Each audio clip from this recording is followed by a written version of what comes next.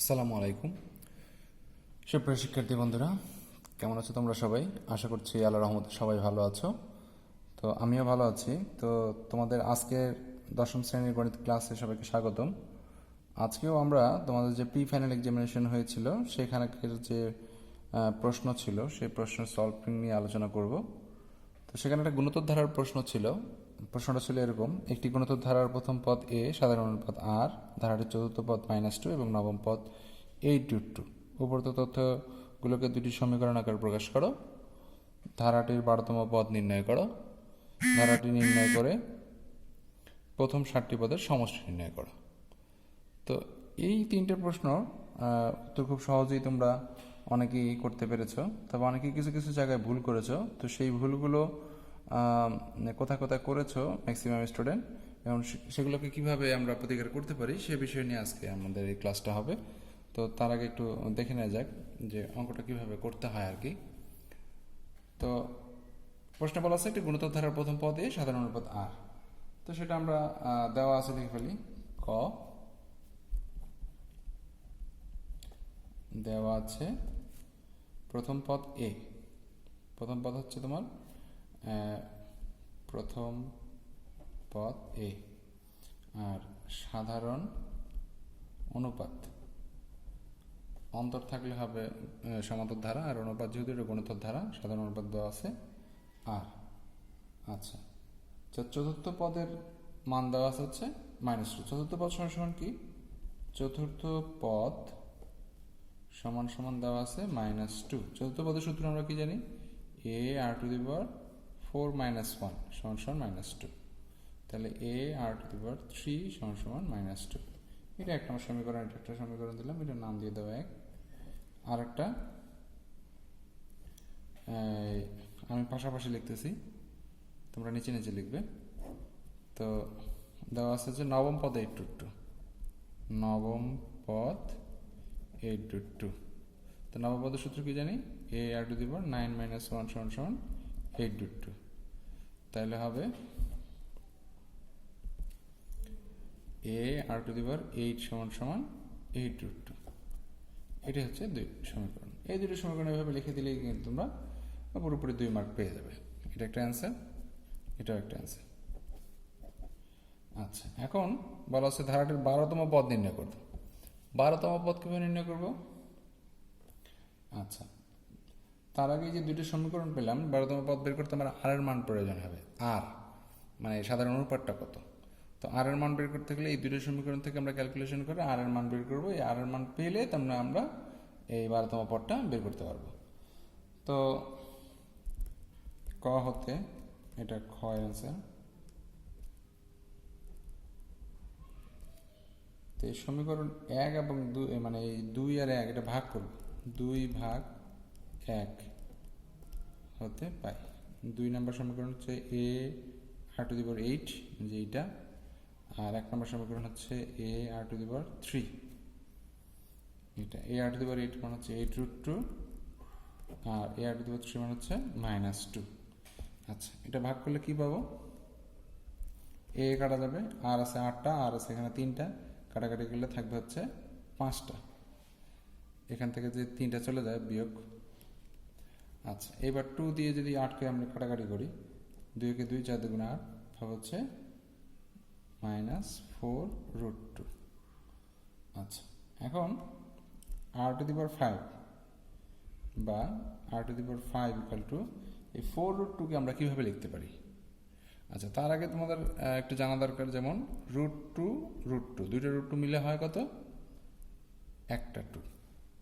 ঠিক আছে, এটা হচ্ছে তোমাদের মেইন থিম, দুইটা √2 মিলে একটা 2। তো আমার 4√2 আছে। 4√2, 4কে ভাঙালাম 2 × 2, তারপর √2। ঠিক আছে, তারপর 2কে ভাঙালাম, 2 মানে হচ্ছে দুইটা √2, আবার এই 2 মানে হচ্ছে দুইটা √2, আর একটা √2 রয়ে গেছে। তাহলে √2 আমার কটা হলো? 1টা 2টা 3টা 4টা 5টা, 5টা √2। তাহলে লেখা যায় এভাবে √5। √5 মানে হচ্ছে 4√2। আচ্ছা, তো যেহেতু মাইনাস আছে আর এটা যদি বিজোড় সংখ্যা, তাহলে মাইনাসে দিব -√2 √2 to the power 5 minus root two to the power 5 মানে হচ্ছে 4 রুট টু। তাহলে 5 5 যদি কাটা যায় তাহলে থাকবে আর এর মান হচ্ছে মাইনাস রুট টু। এই 4 রুট টুকে আমরা কীভাবে ভাঙলাম? 4 মানে 2 দুগুণে 4, এটা 4, এই একটা 2 মানে 2টা রুট টু, একটা 2 মানে 2টা রুট টু, আর একটা রুট টু, দুইটা 4টা, একটা 5টা। খুব সহজেই আমরা আর এর মান মাইনাস রুট টু বের করতে পারি। আচ্ছা, আর এর মান যেহেতু বের হয়ে গেল, আর এর মানটা 1 অথবা 2 বসাই দিলে আমরা এর মান পেয়ে যাচ্ছি। তাহলে আর এর মান 1 নং এ বসি কি পাবো?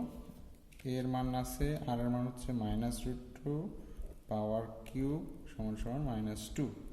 তাহলে এ রুট টু কিউব মানে 3টা রুট টু মানে হচ্ছে 2 root two minus 2 root two সমান সমান মাইনাস 2। তাহলে এটাকে যদি আমরা একটু ক্যালকুলেশন করি, এ সমান সমান কত হবে? Minus 2 divided by minus 2 root two. 2 2 কাটা যাবে, মাইনাস মাইনাস কাটা যাবে, তাহলে এর মান চলে আসবে হচ্ছে 1 বাই রুট টু। এটাই হলো আমাদের এর মান। আচ্ছা, এখন আমরা 12তম পদ নির্ণয় করতে পারি। 12তম পদের সূত্র খুব সহজ। 12তম পদ আমরা নির্ণয় করবো, দেখো এবার।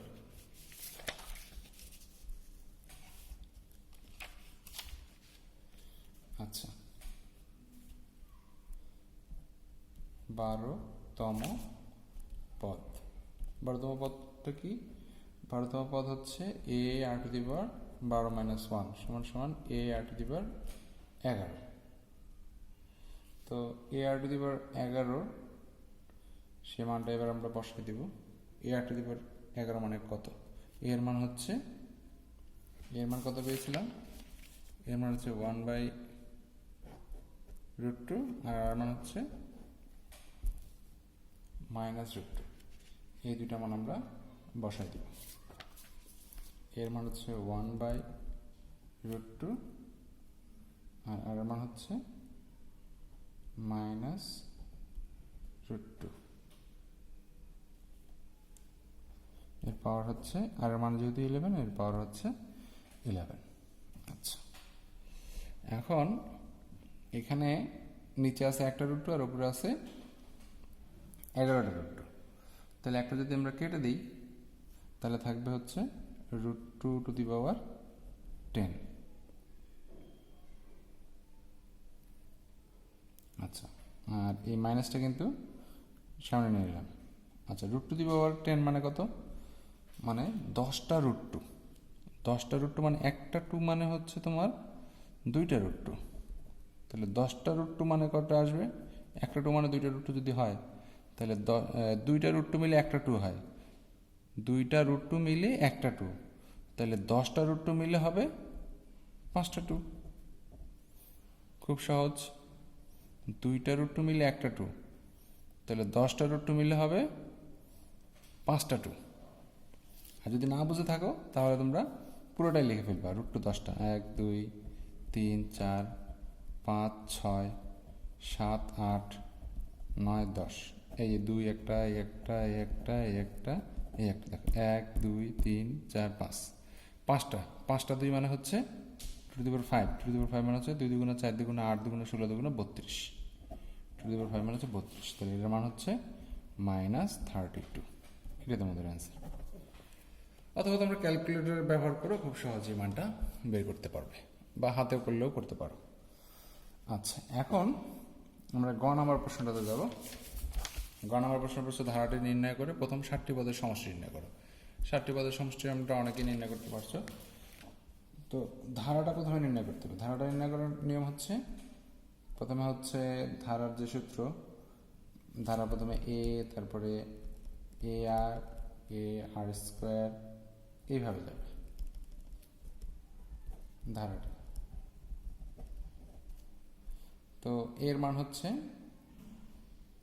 1 by root two, 1 by root two into minus root two plus 1 by root two into minus root two square, এইভাবে চলতে থাকবে। এটা আসবে 1 by root two plus root root কাটা গেলে হবে -1 প্লাস এখানে হবে মাইনাস, এই দুইটা স্কোয়ার আছে জন্য প্লাস হয়ে গেছে √2, এইভাবে চলতে থাকবে। তাহলে এটা একটু গোছায় লিখে 1/√2 -1 প্লাস √2, এইভাবে চলতে থাকবে। এটা হচ্ছে ধারাটা।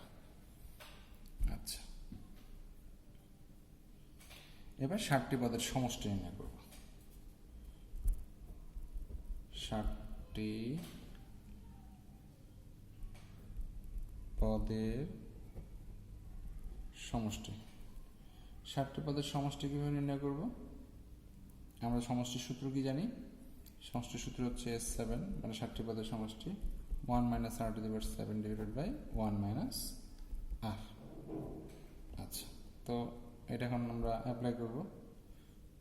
a থাকবে সামনে, a ইন্টু 1 - r⁷ 1 - r। যদি আর যদি ছোট হয় তাহলে পরে বসবে 1-এর পরে, আর যদি বড় হয় তাহলে আর সামনে আসবে, তাহলে r⁷ - 1 এইভাবে হতো। তো এখন এই সূত্র যদি আমরা মান বসাই দিই তাহলে এর মান হচ্ছে 1/√2, তারপরে 1 মাইনাস আর এর মান হচ্ছে -√2⁷, আর 1 মাইনাস -√2⁻² এর -2। আচ্ছা, এটাকে একটু ক্যালকুলেশন করতে হবে। 1 -√2⁷ মানে হচ্ছে 60টা √2, 60টা মানে তাহলে এখানে হচ্ছে 2, 4, 6 আর একটা, এই এতটুকু। 60টা মানে 2 × 4 = 8, আর একটা √2 আগে থাকবে, এই টুকটু। ক্যালকুলেটারও দেখতে পারো। এটা খুব সহজেই 60টা √2 লিখবে, জোড়া জোড়া করে মিলে গুণ করবে আর একটা বাকি থাকবে। 60 √2 মানে হচ্ছে এই 2, 2 × 4, 2 × 8, 8 √2। এটা হচ্ছে এই টুকটু। এখানে তোমাদের বীজের সংখ্যা থাকার কারণে মাইনাস হবে, আর সামনে মাইনাস, আর এই একটা মাইনাস হলো এটা প্লাস হয়ে যাবে। আবার বলছি, যদি জোড় সংখ্যক থাকতো তাহলে যে -√2 দুইটা √2 মাইনাস হলে +2 আসতো। আবার যদি আরেকটা √2 মাইনাস করো তাহলে আবার মাইনাস চলে আসবে, 2√2 মাইনাস।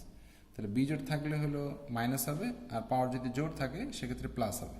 তো পাওয়ার জোড় থাকলে প্লাস, আর এই যে এখানে একটা মাইনাস, যেহেতু বিজোড় আছে তাহলে মাইনাস, আর এই মাইনাসে মাইনাসে প্লাস হচ্ছে। এটা কিন্তু খুব গুরুত্বপূর্ণ একটা বিষয়, ভালো করে খেয়াল করো। যদি পাওয়ার তোমাদের বিজোড় থাকে তাহলে মাইনাস আসবে মান, আর যদি জোড় থাকে তখন প্লাস আসবে। এখানে প্লাসটা হলো কারণ হচ্ছে এখানে বিজোড় সংখ্যক পাওয়ার আছে, এই জন্য বিজোড়ের সংখ্যকের জন্য মাইনাস, আর সামনের মাইনাসের জন্য প্লাস হয়েছে। আর এটা মাইনাসে মাইনাসে 1 + √2। এখন এই পর্যন্ত করে দিলেও তোমাদের উত্তরটা হবে, তবে কিছু মার্ক কম দিবে।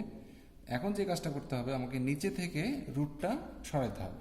নিচে থেকে যদি আমি রুটটা সরাইতে পারি তাহলে কিন্তু আমার অঙ্কটা হয়ে যাবে। তো নিচের রুটে আমরা কীভাবে সরাবো? তো উভয় পক্ষে লব হরকে √2 - 1 দ্বারা গুণ করি। এটা করলে আমরা খুব সহজেই এই এদের যে এটা আমরা খুব সহজে নিচের যে রুটটা সেটা আমরা উঠাইতে পারবো। তাহলে 1 + 8√2 ডিভাইডেড বাই √2 ইন্টু, এটা একসাথে লিখতেছি, 1 + √2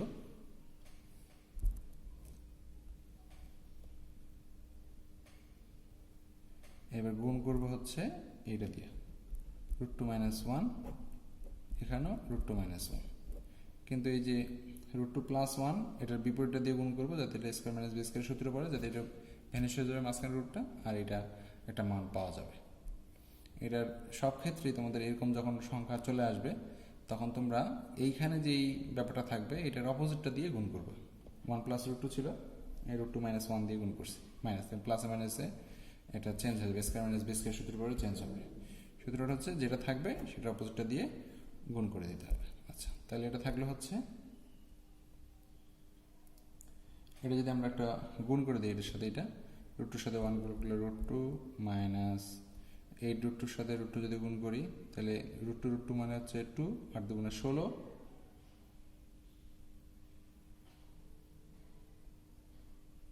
আর 2 × 16, তারপর 1 দিয়ে গুণ করবো -1 আর -8√2 ডিভাইডেড বাই এই √2 এখানে থাক, আর এটা a + b × a - b, সূত্র হচ্ছে a² - b²। a² মানে হচ্ছে 1² আর b² মানে হচ্ছে -√2²। সেকেন্ড ব্র্যাকেট দিতে পারো, ফার্স্ট ব্র্যাকেট দিতে পারো। আচ্ছা, এখানে আমরা এই যে এই সংখ্যা দিয়ে গুণ করছি এটা আমরা লিখে দিতে পারি √2 - 1 দিয়ে গুণ করে। আচ্ছা, এটা যদি একটা ক্যালকুলেশন করি তাহলে কত হবে? 16 আর 1 হবে 17 না,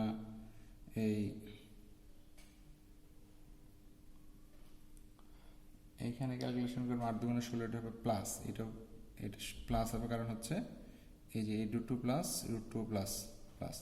আচ্ছা, এখন 8√2 থেকে একটা √2 বাদ দিয়ে ক্যালকুলেশন করলে আসবে হচ্ছে 15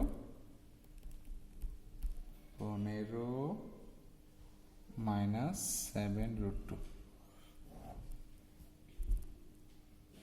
এই 8√2 থেকে একটা √2 বাদ দিলে 7√2, আর নিচে থাকলে হচ্ছে √2 ইন্টু 1 মাইনাস 2।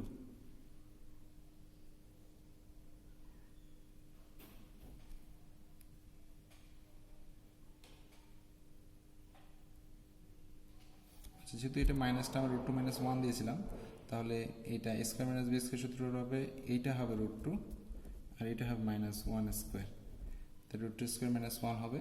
তাহলে এটা লিখবো হচ্ছে √2 2 - 1।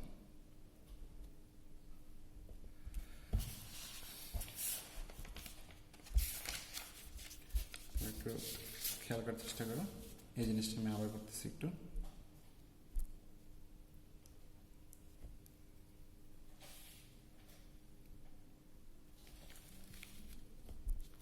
এখান থেকে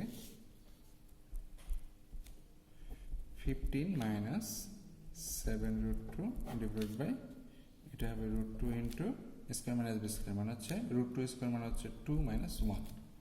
আচ্ছা, তাহলে এটা হবে 15 মাইনাস 7√2 ডিভাইড বাই √2, 2 - 1 মানে 2।